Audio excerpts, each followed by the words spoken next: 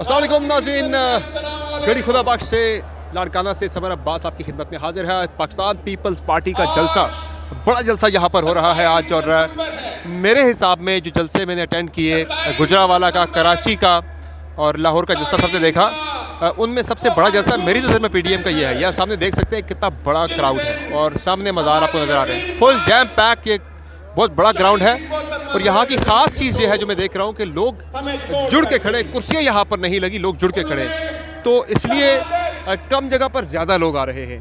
इसलिए उस एतबार से देखा जाए तो जलसा बहुत बड़ा है। मेरे ख्याल से जो लाहौर में बहुत बड़ा इंप्रेसिव शो पीडीएम नहीं कर सकी थी, जो तनकीद हुई थी, जो डैमेज हुआ था, मेरे ख्याल से ये जलसा काफ़ी हद तक उसे रिकवर करने में कामयाब हो जाएगा। वसीम बादामी साहब मेरे साथ यहाँ पे मौजूद हैं। हमने आपको गुजरावाला के जलसे पर भी एनालिसिस हमने दिया था और कराची जलसे पर भी हम दोनों ने मिलकर वीलॉग किया, डिस्कस किया। इस जलसे पर भी मैं इनका कमेंट लेता हूँ। बहुत शुक्रिया वसीम भाई, थैंक यू जी।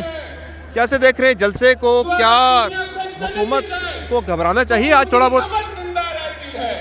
जलसा अच्छा है, हुकूमत को घबराना इसलिए नहीं बनता है कि ज़ाहिर है पाकिस्तान के मारूती हालात में आपको अपने इक़्तिदार यकीनी बनाने के लिए आवाम की हिमायत एक हद तक दरकार ज़रूर होती है, लेकिन उसके अलावा और भी एलिमेंट्स होते हैं। तो आवाम की हिमायत एक हद तक है, बाकी हद तक नहीं भी है, लेकिन जो दीगर एलिमेंट्स हैं वो खान साहब के हक़ में इतना ज़्यादा है कि इन जलसों की बुनियाद पर बहरहाल घबराने की ज़रूरत तो नहीं है।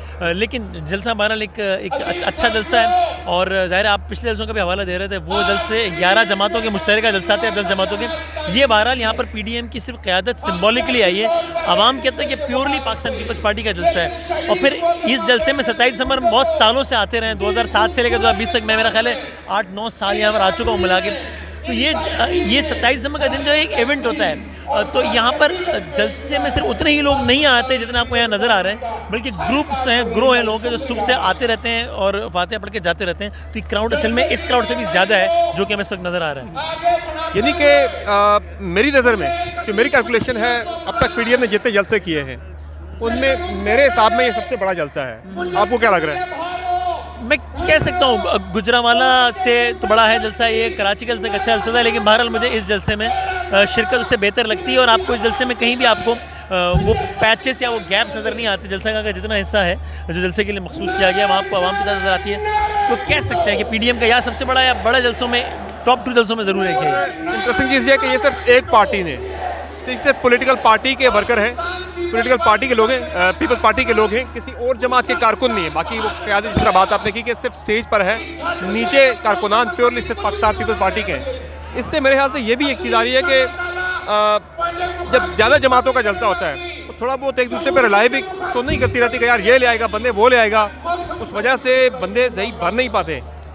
यह बहुत ठीक कह रहे हैं। मुझे लगता है कि जब हम तज़िया कर रहे होते हैं ना, तो एक बड़ा बेसिक फैक्ट शायद इग्नोर कर दिया जाता है कि इतना सिंपल नहीं है कि अगर 10 जमातों का जलसा है या 11 जमातों का जलसा है तो 11 जमातों के कारकुन प्लस होकर आ जाएंगे। It is not that simple. मैं आपको मिसाल दे के याद दिलाता हूँ।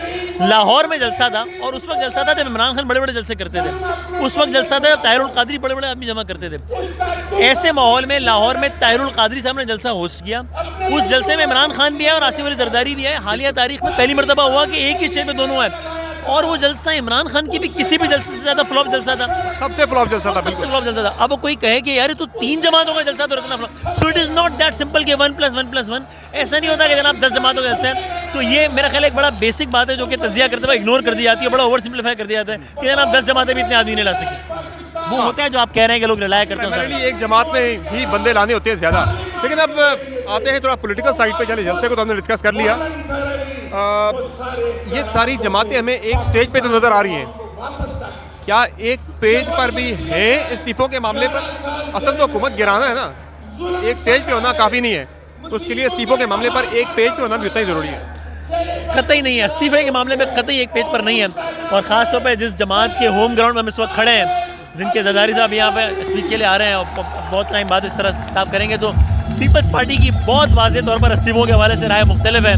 और मौलाना साहब इस हवाले से बाकायदा नाला हैं। मरियम बीबी भी अपना तमाम उम्मीदों का महवर मुश्तरका इस्तीफ़ों को बनाए हुए हैं और इस्तीफ़ों के मामले में पीपल्स पार्टी नहीं कन्विंस है।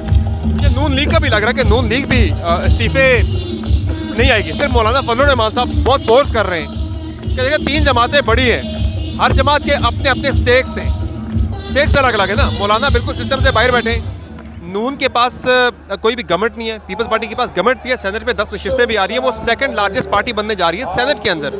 तो सारे स्टेक्स डिफरेंट हैं, एक्सपेक्ट करना कि सारे एक ही जैसा बिहेव करें मुश्किल होगा, सबके एक पेज पे आना।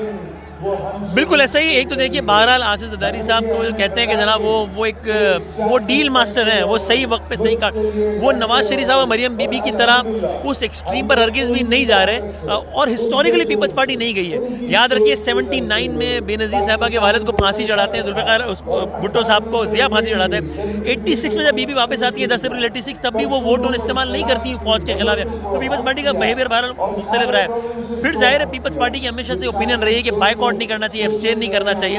तो बहरहाल पीपल्स पार्टी की इसमें राय मुख्तलिफ है और नून लीग इस्तीफे देना जरूर चाहती है, लेकिन नून लीग इस बात पर कन्विंस है कि अगर खाली हमने इस्तीफे दे दिए और पीपल्स पार्टी ने नहीं दिया तो असली कल नहीं रह जाएंगे। तो इसलिए मेरा ख्याल है कि नून लीग का भी इस्तीफों का फैसला इल्तिमा में चला जाए, चूंकि वो देखेंगे पीपल्स पार्टी का मामला हमारे साथ नहीं है। चले जरदारी साहब का खिताब शुरू हो गया, वो सुनते हैं, उसके बाद फिर उनके खिताब पर भी कमेंट लेंगे जरा। नाज़रीन स्टे ट्यून्ड, जरदारी साहब का खिताब सुनने के बाद हम कुछ मजीद चीज़ें भी आपके साथ शेयर करते हैं।